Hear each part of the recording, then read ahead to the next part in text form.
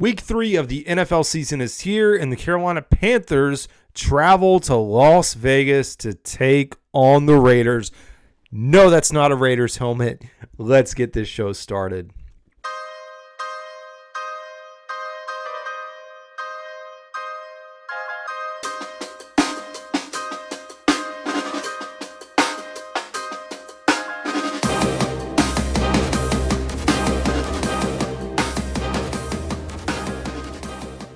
What is going on, folks? Carolina Dad here, your host of the Growls One Roar podcast. We have a lot to discuss, but as I said in the intro, no, this is not a Raiders helmet. Back here, as I try to point to it, there you go, point to it this way. It is, in fact, a helmet from my high school football team that I kept. So, no, it is, in fact, not the Raiders, but the Raiders. Hey, Carolina Panthers are going to be traveling to Las Vegas. I know some fans are going. It should be a fantastic trip. At least I hope it should. We're not going to really talk about the winning side of things right now in the football, but just a fun trip to go and experience Vegas. I got to see the stadium when I went out there. I guess that was earlier this year for work. Cool to see it from afar. Of course, not for a game or anything like that, but fun environment. So hopefully we get to see some good football. That's all I want. Good football this week. That's the motto for me as we look at the Carolina Panthers. And folks, I don't even know where to start right now. Number one, I will apologize to y'all if you listen to some of the videos this week. I messed up some clipping. I'm a solo show, folks. I am a one-man, one-band show. So sometimes things mess up in editing. I do everything early in the morning or late at night, and then I get it cut and put out. And then I go back and listen or check and realize that, I screwed that up. Anyways, folks, I think we got to start here. We got to start with the news that Bryce Young is out.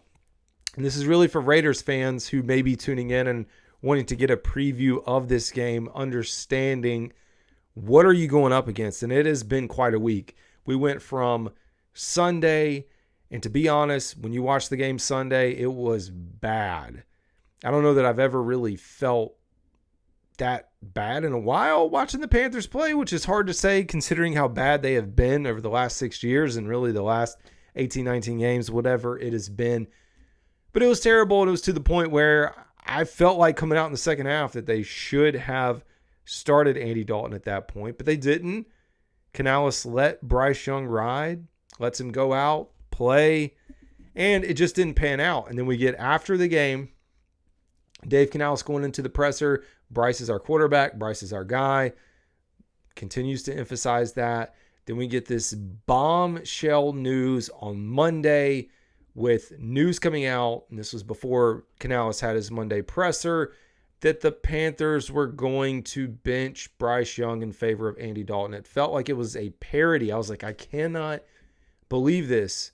And I know there's folks out there that are celebrating, absolutely celebrating. Whether you are, and I talk about this so much, and I really don't want to spend a lot of time doing it today, whether you are a Bryce fan or you're a CJ fan or an Anthony Richardson or Will Levis, whoever your quarterback was, it's hard to sit here and say, like, yeah, I just knew. I don't think anybody knew. I think if you want to make the case with CJ Stroud, because we were back and forth on that, go for it. But I don't think anybody was going to know, and I don't think it was a bad choice. Now, if you want to talk about size, sure. I'm not going to knock you if you say, well, he's short and he's this and he couldn't do this, couldn't develop. The mental state was there. We thought he was going to be a Drew Brees. Is this it for Bryce Young in Carolina? I have no idea. I don't know. For me, it feels like it is. But then after hearing him talk today, and hearing some of the reports, like one, we heard as soon as this news came out that he was pissed, he was shocked. A lot of folks were. I mean, who wouldn't be? We've got parts of the fan base that say, well, Dave Canales is the quarterback whisperer that's supposed to fix this thing. And unfortunately, it's just not happening so far. And it's odd that it took 2 games, but then again, I look at it from the point of view that Dave Canales is the head coach of this team, the head coach of this team that wants to win football games. I don't fault you for whatever belief you have. I also don't think Tepper is as involved as people think. We can acknowledge there was likely a meeting, only because we know from Frank and we know that Canales has mentioned that meetings have happened. So sure, if you want to say there was a meeting that occurred, there was a confirmation. But for me, I've said this earlier, that when you think about this in particular, if I want you to just put yourself in this perspective, if Bryce Young was David Tepper's guy from the start, why would he want to bite his ego right now and say, oh my gosh, let's get this guy out of there?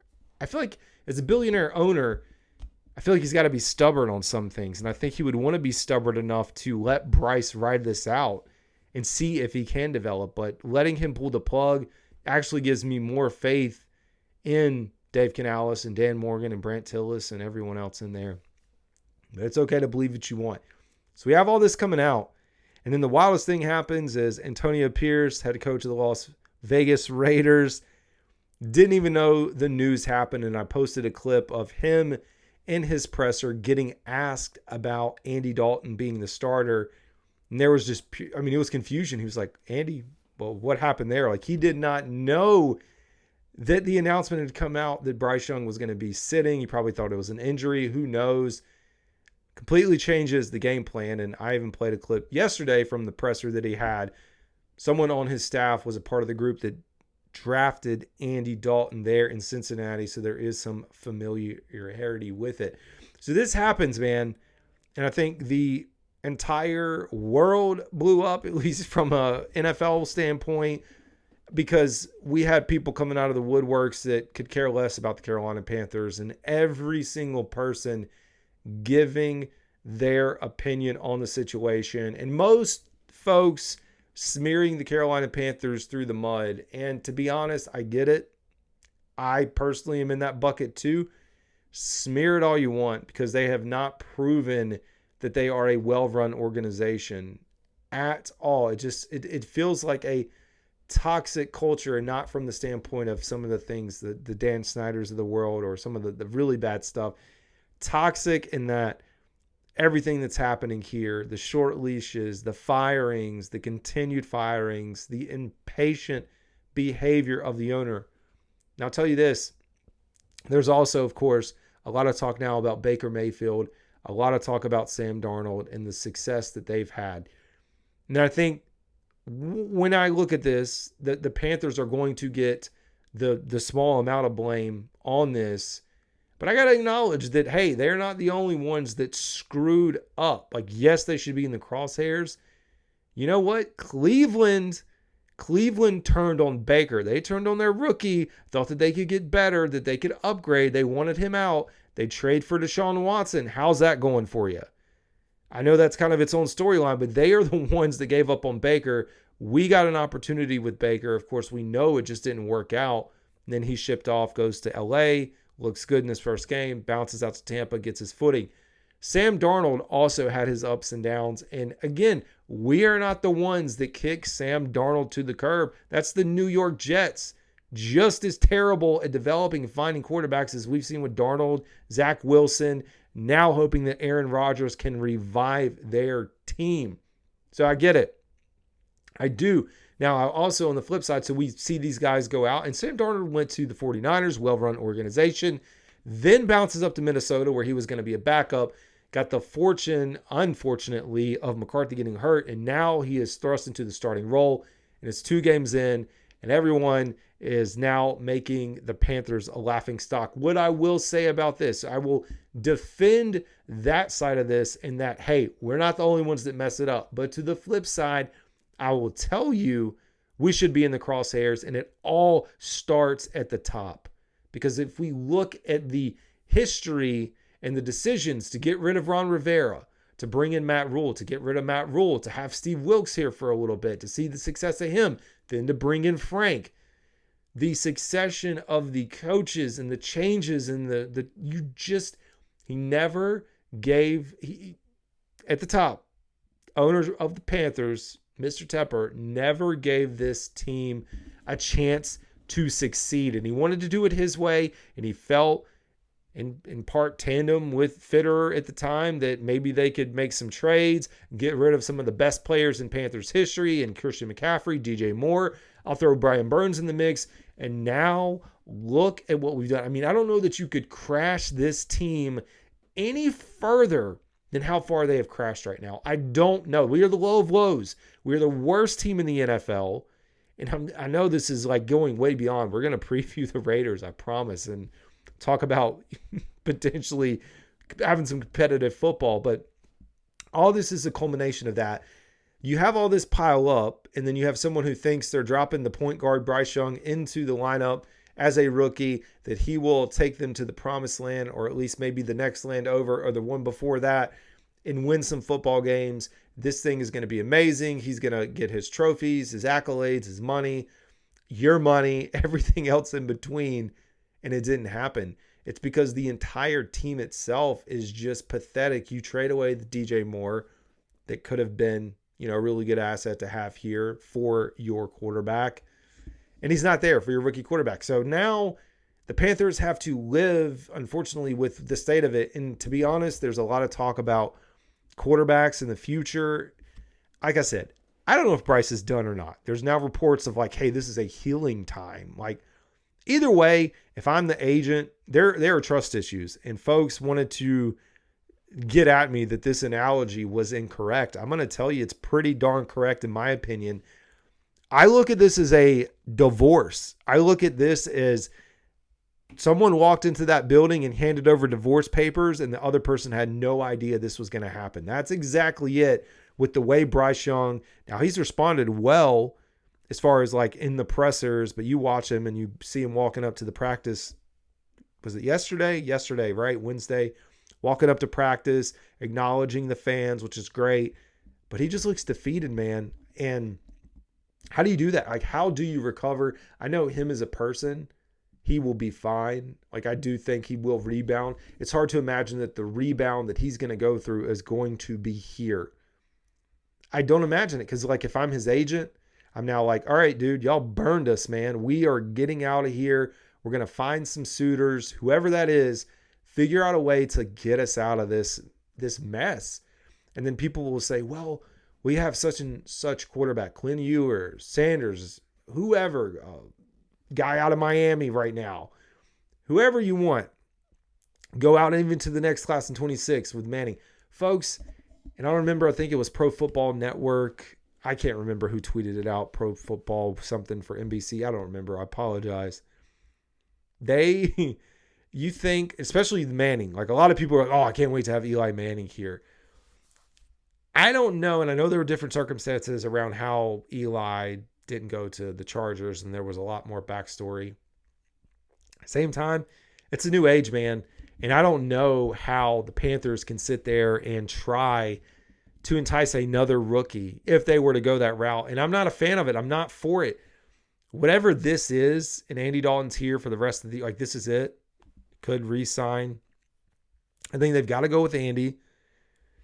This is where it could get ugly, is if you get into this and Andy's just terrible. If Andy Dalton doesn't look good, what do you do? Because that's going to tell you a lot about the team itself.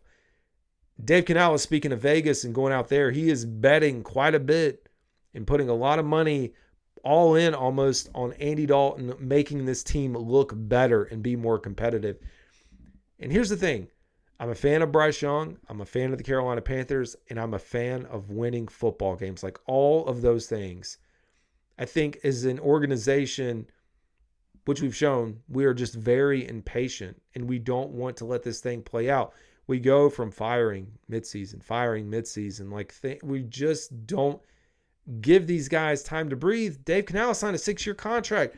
Bryce Young is on year 2, and Bryce Young has not played good. Do not get me wrong. I broke down his film. I've looked at him the last 2 weeks. He's been terrible. I don't know what is going on, but you got to blame yourself. You got to look in the mirror and say, we're the ones who put him in this situation and screwed him up, man. Sure, he is too good of a player to be consensus number 1, right in the mix with CJ. Even if he was number 2, the number 2 quarterback on your list, 3, I don't care, top 5, doesn't matter. There was a consensus among NFL experts and fans and all those, college, said Bryce Young is a top whatever quarterback in this league, or could be in that draft and eventually in the league. And you have all these coaches last year talking about how good he is, how he's going to figure it out. He's too smart. And then to have him train wrecked. I will tell you this too.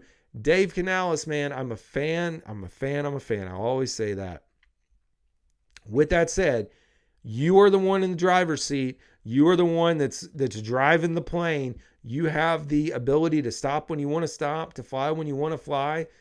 You had the chance to let this kid who's in year 2 of a new offense with a new coordinator get out there in the preseason and bump this rust. Work it out, man. Let him get the snaps in the preseason, and we're not in this situation. Sure, he still might have been bad, but we see one offensive drive, check the list against the backups, and that's it. We're like, all right, saw enough from Bryce Young.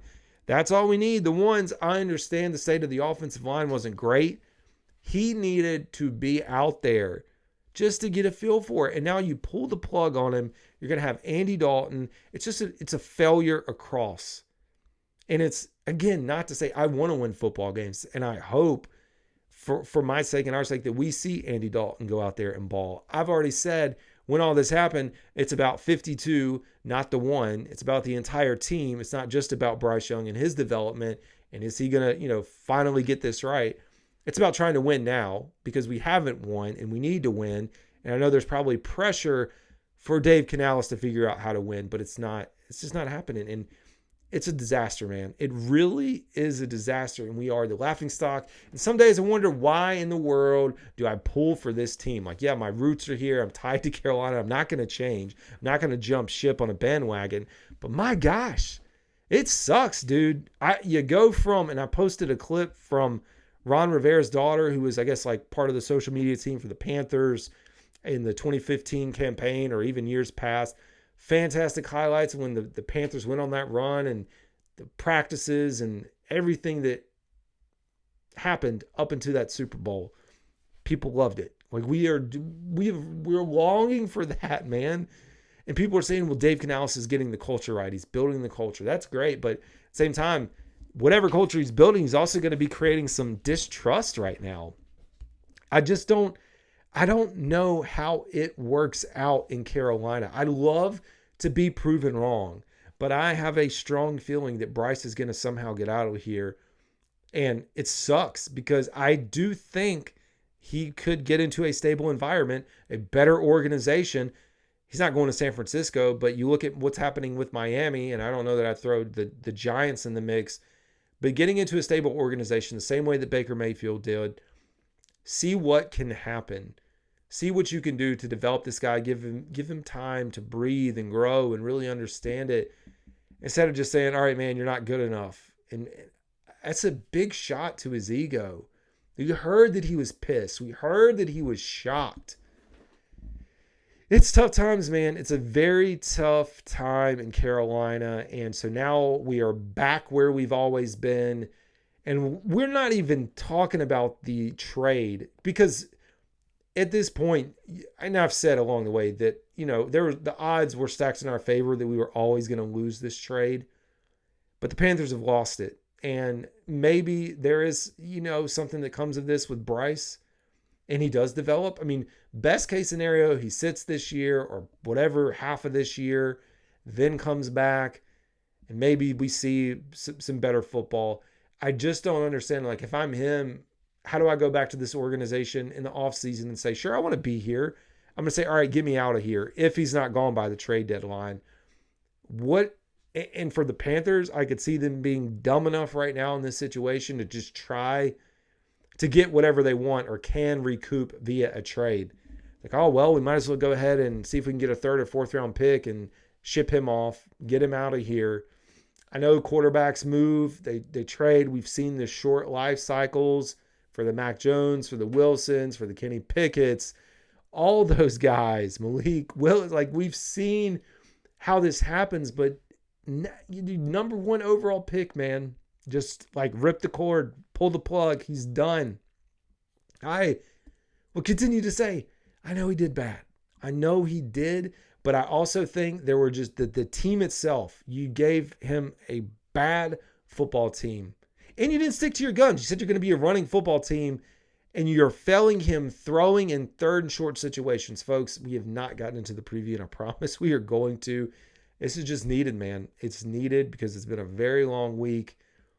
I don't know where he goes. I wish Bryce Young success. I honestly hope he goes out, if he does land somewhere else, and just makes us look like idiots again, because that's what this organization deserves. Not the fans, but the ownership deserves that to happen if it does. Now, hopefully it pans out. And he's got a really good head on his shoulders. He's got a really good family. All that helping form him who he is. I don't know, man. It is a wild time in Carolina. All right, folks. It's time to talk a little bit of football here. And I have spent the first 20-ish minutes talking all about Bryce Young. It's just been that kind of week, folks. It has been busy, busy, busy. We have a big game here. And do I think the Panthers are going to be competitive? I hope. Defense for the Carolina Panthers is bad. But we have a game heading out 4:05 again in Vegas. Carolina Panthers and the Raiders. Now, both of them have a common opponent here, with the Raiders and Chargers playing the week before in week 1. We know the Panthers and Chargers played this past week, and now you square up between the Panthers and the Raiders. And to tell you what, man, I didn't realize the Raiders had been on the road the first 2 weeks. Raiders played at LA, then went all the way over to Baltimore and knocked off Baltimore this past week. Good football team. That's a big win, man. And unfortunately, the Baltimore Ravens, speaking of Nolan, they blew that lead. Didn't look too good. They gave it away. They got out to the lead, blew it. Another fourth quarter lead blown for Lamar Jackson and the Ravens, but we're not here to talk about that. The Raiders came alive, and I'm going to tell you what, man, Brock Bowers is the real deal. He's looked freaking fantastic. Most receiving yards by a tight end in the NFL. Not a rookie tight end, by all tight ends. This guy is putting up stats, and I went back and I watched some of his highlights. It's ridiculous how good this guy is. And you have Gardner Minshew, who's playing good ball. I was looking back over his stats, and I was actually pulling up some of the rankings here if I can get to it, and I lost it. I don't know if I'll be able to. No, I'm going to try to find it for you. I had a really nice chart pulled up here, and here we go. He's leading in a few categories. One, passes completed across the entire NFL. 55 passes completed with, 71 attempts. He has a 77.5 completion percentage, leading the NFL. It's a very effective passing game at 7.5 yards per attempt, 266 yards per game, and sitting at 533 yards on the season. Big numbers, 2 touchdowns to 2 interceptions. He has been sacked a lot, but I don't think the Panthers are the ones that we're really worried about bringing pressure. But he has been sacked 9 times, 75 total sack yards lost, and a 95.6 passer rating. Passing game is great. And then, of course, you've got Devontae Adams, like we said, 169 yards receiving with 14 receptions. Brock Bowers with 15 for 156. Jacoby Myers has looked really good as well. 7 receptions, 90 yards. Good production from that group, even though there's only 2 receiving touchdowns, which is wild. Devontae Adams has the 1, and then Alexander Madison, a running back, has the other. Speaking of running, we thought the Panthers' rushing attack was bad. The Raiders' rushing attack is absolutely abysmal. Their leading rusher, Zamir White, 68 yards on the season. They, as a team, have 98 yards. Now, that's not saying a lot because I know Carolina Panthers also aren't too great. We have 148, but Chuba Hubbard has 78. He had, over 60 in the last game, 6.4 yards per carry, but the Panthers didn't feed him the ball. They got away from it. He goes out there and say, feed me. Then we throw the ball, throw an interception. It's wild. Miles Sanders even has 42. Not that I expect a lot out of him. And then Bryce. Quarterback-wise, if we're going to compare, I don't know what to tell you what I expect out of Andy Dalton. We saw what Andy Dalton did last year. It's almost a year, close to a year from when he played against Seattle last year put up, over 300 some yards, 360, a ridiculous amount, 50, 59 pass attempts, slinging the ball around. I don't think we will see as many pass attempts, but I wouldn't be surprised if Canales tries to let him go out there and sling it as a veteran, get a little bit more, and get the ball to these receivers. So for the Carolina Panthers, it hasn't been great. Adam Thielen has 69 yards. Jonathan Mingo, 41 yards. You talk about it's not really a slump because he hasn't been there. Jonathan Mingo has yet to score a touchdown in the NFL, folks. Yet to score one. Panthers not utilizing Xavier Legette right now, 35 yards. Deontay Johnson, who's supposed to be number one, with 34 yards. Tommy Tremble, who just came back, 23. David Moore with 14. Jatavian Sanders, 12. I don't know what to expect. What I can tell you is on the offensive side of the ball, the offensive line has vastly improved from last year. So my hope is that the veteran and Andy Dalton, I hope that he is able to take advantage of that and that Canales puts him in a good situation to make some shots downfield, to make some throws. Because the throws have been there. I know I just went on a huge Bryce Young tangent, but Bryce Young has been bad. And I don't know if it's mental, why he's in the state that he's in, but I do look forward to seeing Andy. Now, like I said, worst case, Andy comes out there and stinks this thing up. I don't know what I'm going to tell you, man. I don't. Looking at the head-to-head, I was surprised by a few of the stats when we were pulling this up. Let's see. Offensive stat comparison. These are some of the key metrics or semi-key metrics. Yards per play for the Carolina Panthers, 3.5 yards to Las Vegas's 4.7. Rushing percentage breakdown, the Panthers rush the ball about 37% of the time to 62% pass. Las Vegas is 32% run to 67% pass. It makes sense with all the pass attempts. Completion percentage off this chart, 77%. Third down efficiency. Panthers have converted 2 third downs in 2 games. 2 for 22, 9%. That's another big reason. Although I do think in some of those situations, run the ball. Just run the ball for the Carolina Panthers. 9% is abysmal. You cannot do that this week. 34% is not bad for Las Vegas. They both have 50% in the red zone. On the defensive side of the ball, believe it or not, the Las Vegas Raiders are giving up 6 yards per play compared to Carolina Panthers 5.7. Somehow, Carolina Panthers defense, who has been terrible, is giving up less yards per a play. I don't know how. Opponent completion percentage, 75% for the Panthers, 63%. You want that to be lower, so completing 75% of their passes. Third down conversion, that's the thing. On the defensive side of the ball, we're giving up 55% compared to Vegas's 26%. Third down has been bad on offense and defense. Red zone scoring, 83% for Carolina. On defense, giving this up compared to 57% for the Raiders. We've just been a terrible team. That's the thing, too. We're all around a bad football team. And unfortunately, Bryce is the one to have to bear some of this weight. You go back and look at the sack, which I have the film. If you haven't seen it, go back and watch his sack. The first one that he took. It was a miss by Chuba Hubbard. You have a scramble drill. He's trying to get out and make a play. Nobody on the Panthers knows how to run a scramble drill. He gets hit, destroyed. Now the really bad stats for the Panthers, putting up 6.5 points per game. That's not going to do it, folks. And I think that's another reason when 13 points within the first 2, the 10 in the opening week, and then 3. Las Vegas, and that's, of course, ranked last in the league. 6.5. Even the Jimmy Clausen-led Panthers put up more points, folks. This is historically bad.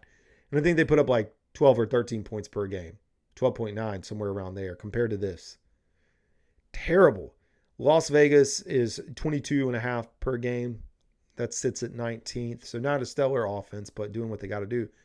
Yards per game, though, Of course, we're dead last, 176 to Las Vegas with 349. So they have 349 yards per game. And that ranks 23rd. They almost have double what we have. And they are ranked 23rd. That's how far back this offense has been. It is so bad.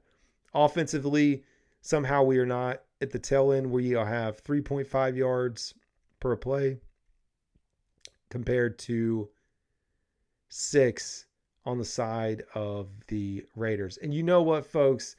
This is a comparison. As I look at this now, I feel semi-stupid. That's what I get. I'm looking at offense for the Panthers, defense. So defensively, and I screwed that up so you can get mad, 22.5 is what the Raiders are giving up. They're giving up 349 yards per game. So, hey, and the 6 yards per play, that was the key that set it off. It's like, what am I doing here? Yeah, and that third down conversion percentage on defense for them is 8th in the league. So really good on third down.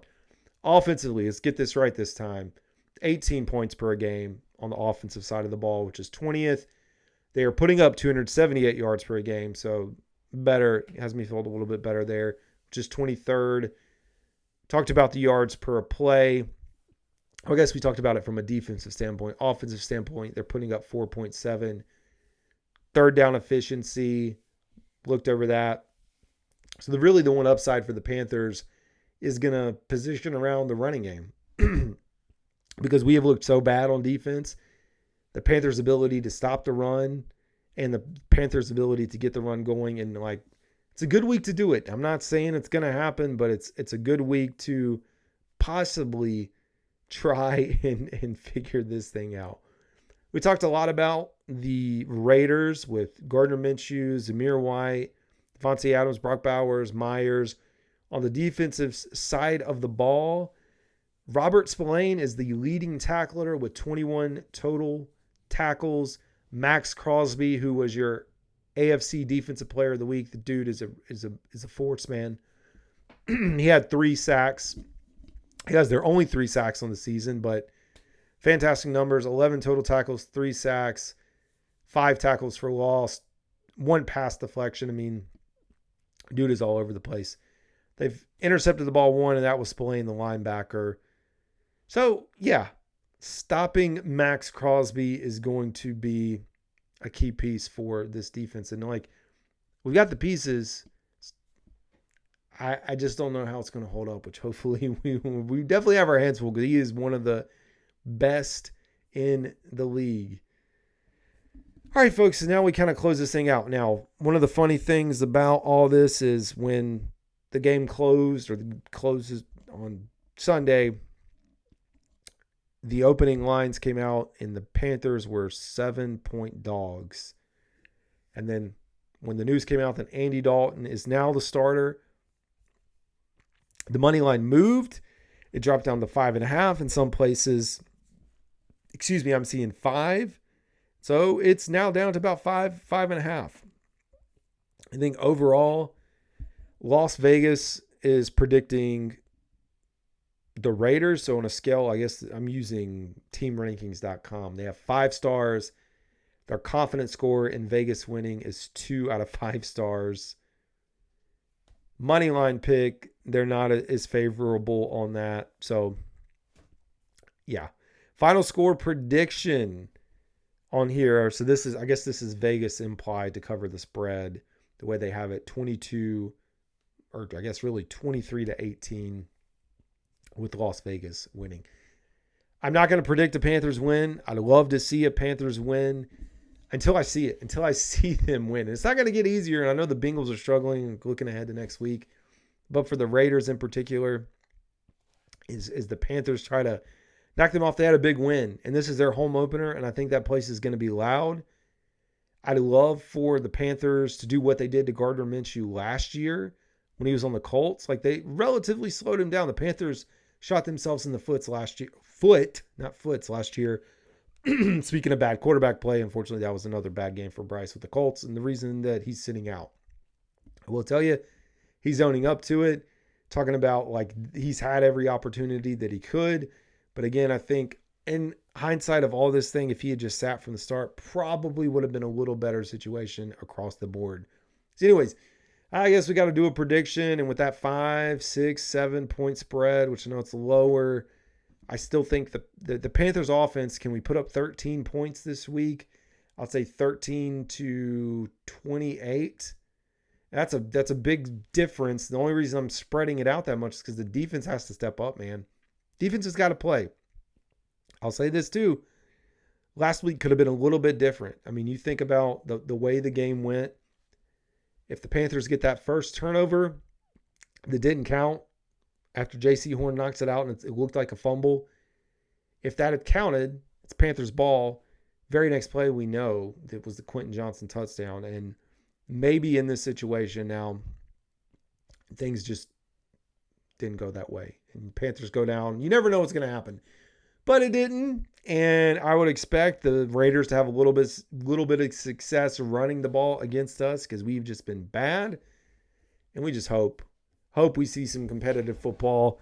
And I think that's going to do it for this week. This is Carolina Dad. Y'all have a good one.